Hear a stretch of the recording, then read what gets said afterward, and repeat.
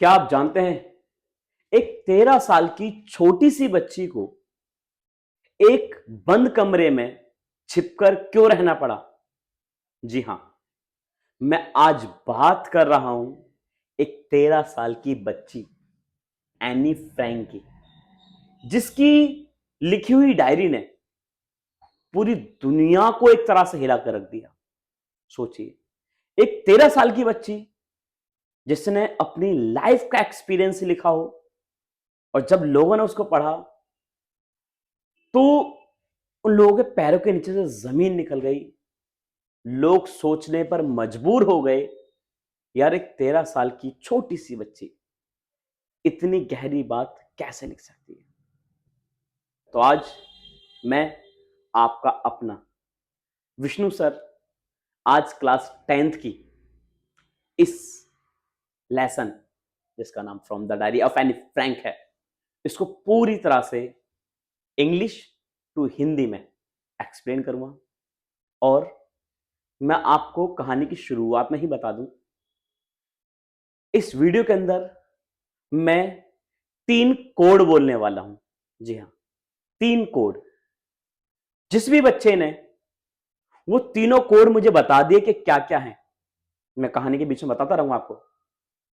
तो जिस बच्चे ने मुझे बता दिया वो तीनों कोडों के बारे में, मैं उसको पर्सनली अपनी तरफ से एक गिफ्ट भेजूंगा। आप दुनिया के किसी भी कोने में हो, वो 3 कोड आप मुझे बताइए, मैं आपको पक्का कुछ ना कुछ गिफ्ट जरूर भेजूंगा। चलिए शुरू करते हैं। From the diary of Anne Frank. दोस्तों, लिखा है,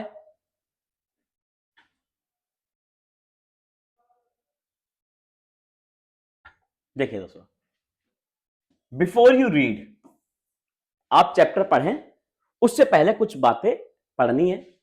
बिफोर यू रीड लिखा है, Annelies Marie Anne Frank 12 June 1929, February March 1945, was a German born Jewish girl।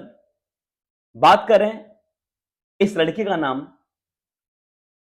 एनिलीज Marie Anne Frank, इसका पूरा नाम है। इस लड़की का जो जन्म हुआ बच्चों, वो 12 जून 1929 में हुआ। मंथ लोगों को कंफर्म नहीं है, इसलिए उन्होंने दोनों लिख दिया, फरवरी में भी या फिर मार्च में भी। आप एग्जाम में कोई भी लिख कर आ सकते हैं। ये बच्चों एक जर्मन गर्ल थी, यहूदी गर्ल थी। मैं आपको बता दूं, आपने 10th क्लास में या उससे पीछे भी पढ़ा होगा कि एक व्यक्ति था जिसका नाम था हिटलर। हिटलर ने पूरे जर्मनी के ऊपर अपना अधिकार स्थापित कर लिया, और उस हिटलर का एक टारगेट था कि वो यहूदियों को मारना चाहता था। बात समझ आ रही है? यहूदियों को मारना चाहता था। उनकी आपसी लड़ाई थी यहूदियों से। ये लड़की भी एक यहूदी लड़की है, इसलिए इसको छिपकर जो रहना पड़ा वो हिटलर के डर के मारे। कहानी में आगे बताएंगे। ये एक जैविश गर्ल थी, हु रोट, जिसने लिखा, वाइल हाइडिंग। हाइडिंग मतलब दोस्तों छिपकर, छिपना, ठीक है। जब आप हाइड एंड सीक खेलते हैं ना, ये वही वाला हाइड है। वाइल, उस समय, उस दौरान, हाइडिंग विद हर फैमिली, जब ये अपने परिवार के साथ छिपी हुई थी, एंड 4 फ्रेंड्स, और इसके 4 दोस्त भी इसके साथ छिपे हुए थे। And Amsterdam during the German occupation of the Netherlands, जिस समय जर्मनी का ऑक्युपेशन, ऑक्युपेशन मतलब अधिकार, उसके ऊपर अधिकार स्थापित कर लेना, ठीक है। जिस तरह से ब्रिटेन का इंडिया पर ऑक्युपेशन था, अधिकार था, हम गुलाम थे ना, उसी तरीके से तो लिखा जर्मनी को, जब जर्मनी के अंदर ऑक्युपेशन आ गया, राज आ गया हिटलर का, और उसके बाद नीदरलैंड पर भी। किस समय की बात है दोस्तों? बात है वर्ल्ड वॉर सेकंड की, यानी द्वितीय विश्व युद्ध की बात है। यह द्वितीय विश्व युद्ध की बात है। मैरी एनलीज जो है एनी फ्रैंक, इसका जन्म 12 जून 1929 में हुआ। यह लड़की एक जर्मन गर्ल थी, ठीक है, जिसको हम जो है जेविश कहेंगे, यहूदी थी एक ये 2 साल दोस्तों 2 साल छिपकर रही अपनी फैमिली के साथ और 4 दोस्त थे। किस दौरान? उस दौरान जब जर्मनी ने ऑक्यूपेशन कर लिया था नीदरलैंड के ऊपर।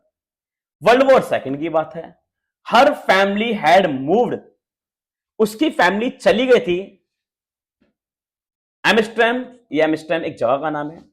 After the Nazis gain power in German, जब नाजी लोग पावर में, ये नाजी कौन है? ये वही हिटलर है, यानी इसकी जो जाति है वो हिटलर की, वो नाजी है, नाजीवाद। तो जब नाजी लोग सत्ता में आए ना, तो इन यहूदियों को छिपना पड़ा। कहानी में आगे देखते हैं। बट लेकिन वह ट्रैप लेकिन जब फिर भी इनको पकड़ लेगा, ट्रैप कर लेगा जब the Nazi occupation extremed into the Netherlands, जब नीदरलैंड के ऊपर भी इनका कब्जा हो गया। As perceptions against the Jewish population, किस तरीके से अत्याचार हुआ जेविश लोगों के ऊपर, इंक्रीज किया गया, मतलब किस तरीके से उनके ऊपर जो है अत्याचार बढ़ाया गया, किस तरीके से उनके ऊपर अत्याचार किया गया एक बेचारे जर्मन लोगों के ऊपर अत्याचार बढ़ा। द फैमिली यानी पूरी फैमिली, पूरा परिवार, एनी का पूरा परिवार वेंट चला गया हाइडिंग, छिपने के लिए, वेंट इनटू हाइडिंग, छिपने के लिए चला गया जुलाई 1942 के अंदर। हिडन रूम्स, वो एक कमरे में छिपे हुए थे, in her father Otto Frank's office building, यानी जो एनी फ्रैंक है, इनके जो फादर है ना ओटो फ्रैंक, इनका एक ऑफिस है, उस ऑफिस में एक रूम ऊपर खाली था, ये वहां पर छिपने चले गए। आफ्टर 2 years हाइडिंग, ये लगभग वहां पर 2 साल तक छिपे रहे दोस्तों। The group was betrayed and transported to the concentration camp, आखिरकार इनको पकड़ लिया गया और कंसंट्रेशन कैंप, यानी जहां पर सबसे ज्यादा परेशान किया था, आप इसको जेल कह सकते हैं इतना से, है ना, एक जेल में भेज देगा, मतलब होता है कि एक ऐसा कैंप बना रखा था हिटलर ने जहां पर लोगों को मारा जाता था, तो वहां पर उनको भेज दिया गया सिस्टम, वेयर जहां पर any died of typhus in burden Belsen, ये बर्डन बेल्सन मतलब उनको एक बीमारी हुई, वो बर्डन बेल्सन में मर गई, खत्म हो गई बेचारी। Within days of her sister Margot Frank, जिस समय उनके मार्गोट फ्रैंक भी मारी गई। हर फादर, उनके father Otto Frank, the only survive, केवल उनके फादर बचे, दोनों के फादर बचे, यानी कैस्का पेनी फ्रैंक के केवल फादर बचे ऑफ द ग्रुप, उस पूरे ग्रुप में से। रिटर्न, वो वापस आते हैं to Amsterdam.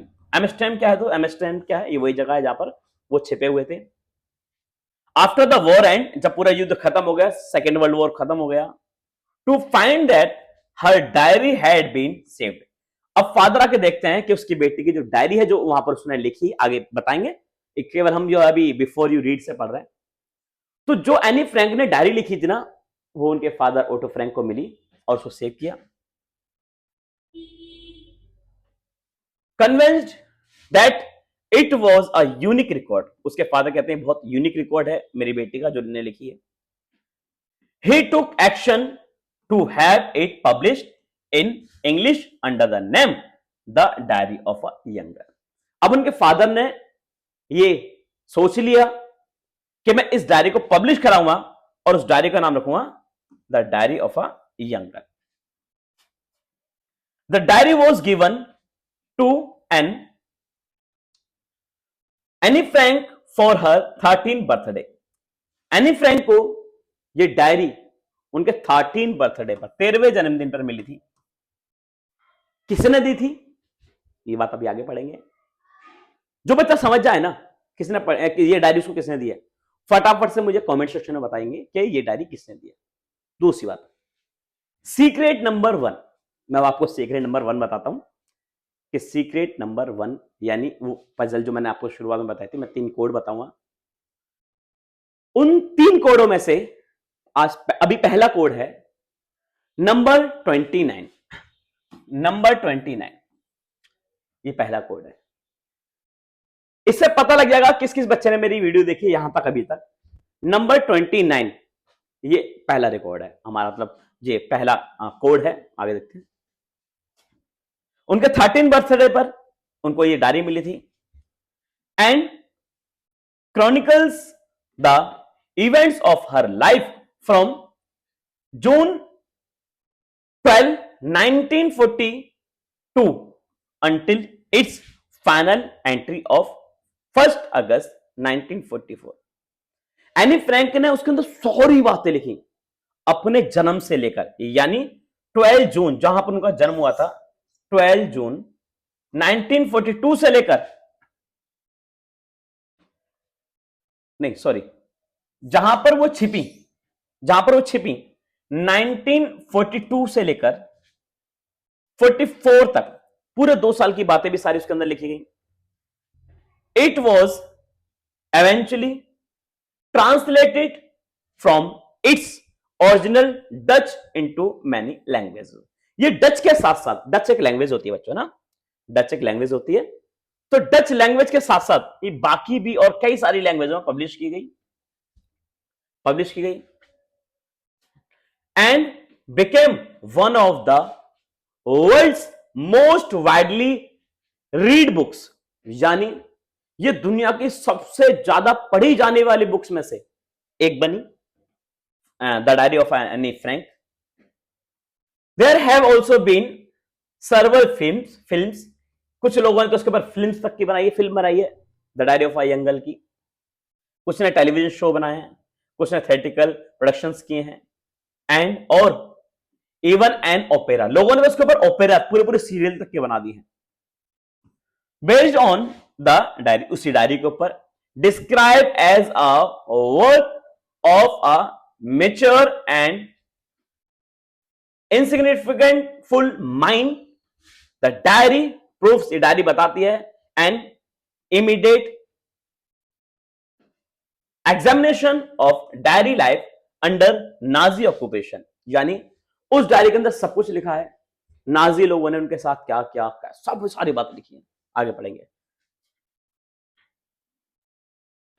Any Frank has become one of the most renowned and discussed of the Holocaust victims. जो नाजी लोगों ने जो जैविश यानी यहूदी लोगों के साथ जितना बुरा अत्याचार किया, क्या क्या किया, किस तरह से उनको पीड़ित किया गया, ये सारी बातें उसने इस डायरी के अंदर लिखी एनी फ्रैंक ने।